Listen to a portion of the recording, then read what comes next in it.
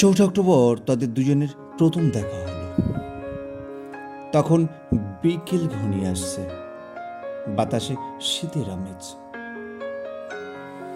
10 October তাদের দীর্ঘক্ষণ কথা হলো টেলিফোনে।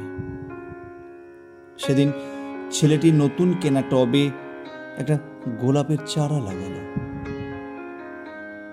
30 অক্টোবর রেস্টুরেন্টের নিরালা কেবিনে ছেলেটি বলল, তোমাকে আমি ভালোবাসি। মেয়েটি লজ্জার মাথা নিচু করে টেবিলে আঁকিবুকি কাটল। 12 ডিসেম্বর গোলাপ গাছে কুড়ি ধরল। মেয়েটি রেস্টুরেন্টে ছেলেটিকে জিজ্ঞেস করল, আচ্ছা, কেন ভালোবাসো আমায়? আমি সুন্দরী তাই?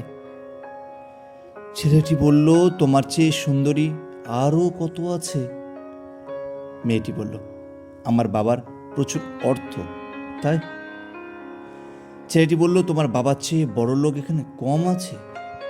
তাহলে? ভালোবাসি। ভালোবাসি তার আবার কারণ হয় নাকি? মেয়েটি বাড়ি ফিরে বন্ধুদের টেলিফোনে অনেক আলোচনা করল। সবাই এক বাক্যে বুঝিয়ে দিল, ভালো যখন বাসে তখন একটা কিছু কারণ তো আছেই বটে, সেটা না বুঝে বেশি এগোস না। 3রা জানুয়ারি মেয়েটি বলল, আমার কাছে কি চাও? কই, চাইনি তো কিছু। ভালোবাসো অথচ চাও না, তাহলে? না চাহিলে যারে পাওয়া যায়, তেওয়া গিলে আসে হাতে। এত গান, শুধুই গান, তাছাড়া কি?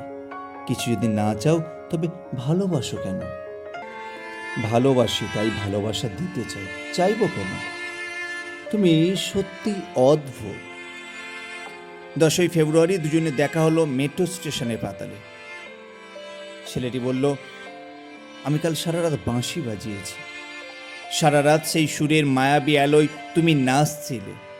অসামান্য, অনন্য সে নাচ। তা কাল সারা রাত আমি ঘুমিয়েছি, কিন্তু কিন্তু আমি তোমার নাচ দেখে গেছি সারা রাত। তোমার বাঁশি একদিন শুনতে হবে। 12 মার্চ ছেলেটি বাঁশি বাজালো। মেয়েটি শুনল। সময় থমকে রইল অনেকক্ষণ। বাঁশি যখন থামলো, মেয়েটির দুচোখ ভরা জলে। বলল, বাঁশি শুনতে শুনতে আমার ঘুম এলো আবেশে। আমি দেখলাম আমি নাচছি মেঘের মাঝখানে, তারাদের পাশে আমি নাচছি, আকাশে ফুলের গন্ধ। ছেলেটি বলল, ডাক্তার আমার বাঁশি বাজাতে নিষেধ করেছেন। সে কি, কেন? ছেলেটি বলল, বাঁশি আমায় টেনে নিয়ে যায় স্বপ্নের মধ্যে। ডাক্তার বলেছে, স্বপ্ন দেখে আমার মস্তিষ্কের শিরা উপশিরায় জট পাকিয়ে যাচ্ছে। তাহলে ভাবছি। 16 এপ্রিল মেয়েটি বলল, আমার বন্ধুরা বলছে তুমি খুব ভালো, অসাধারণ, কিন্তু তুমি সৃষ্টি ছাড়া। তোমার স্বপ্ন সব অর্থহীন। আমি জানি। স্বপ্ন টপ্ন ছেড়ে দিতে পারো না তুমি? না। 5 মে ছেলেটির মস্তিষ্কে অপারেশন হলো। একটু সুস্থ হতে মেয়েটি এসে বলল, ভালো আছো তো? এখন আর স্বপ্ন টপ্ন দেখছো না তো? দেখছি, আরো সুন্দর সব স্বপ্ন। তাহলে তো দেখছি অপারেশনটা এত সফল হয়নি। বাড়ি ফিরে বন্ধুদের ফোন করলো মেয়েটি। বন্ধুরা এক বাক্যে বলল, বাঁশি বাজানো, স্বপ্ন দেখা সবই ব্যাকডেটেড, সৃষ্টি ছাড়া। তুই আর লোক পেলি না? তুই এত রূপসী, তোর উজ্জ্বল প্রসপেক্ট। ভালো যদি চাস, শিগগির বিয়ে করে ফেলতো দাদার সেই বন্ধুকে। উনি তো শুনলাম কানাডাতে সেটেল করবেন। 7 মে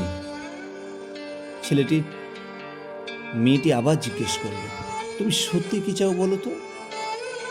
তুমি আর সার্থক আরো সুন্দর হয়ে ওঠো, ব্যাস, আর কিছুই না। আর আর চাই স্বপ্ন দেখতে। ও, স্বপ্ন তাহলে তুমি ছাড়তে পারবে না তো? না।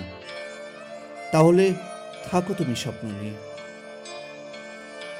12ই আগস্ট গোলাপ গাছে ফুল ফুটল অনেক। সেদিন দুপুরে ছেলেটির মস্তিষ্কে আবার অপারেশন হলো।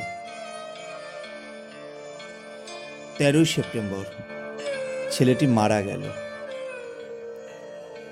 14ই সেপ্টেম্বর মেয়েটির শুভ বিবাহ সুসম্পন্ন হলো কানাডাগামী সেই পাত্রের সঙ্গে।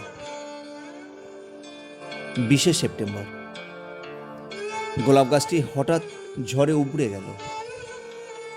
সেদিন সন্ধ্যার বিমানে মেয়েটি হানিমুনে গেল। যাবার আগে বন্ধুদের বলে গেল, স্বপ্নের চেয়ে বাস্তব অনেক ভালো, অনেক মধুর। স্বপ্ন দেখে কেবল বোকারা। 4 অক্টোবর ছেলেটির মা ঝরে পড়া গোলাপ গাছটিকে সযত্নে তুলে ফেলে দিলেন। শূন্য টবে তখন কয়েকটা পোকা আর কয়েকটা মাছি। আমরা কেউ জানি না ওগুলো পোকা, মাছি নাকি ছেলেটির স্বপ্ন। আমরা ঠিক জানি না, আমরা কেউই জানি না।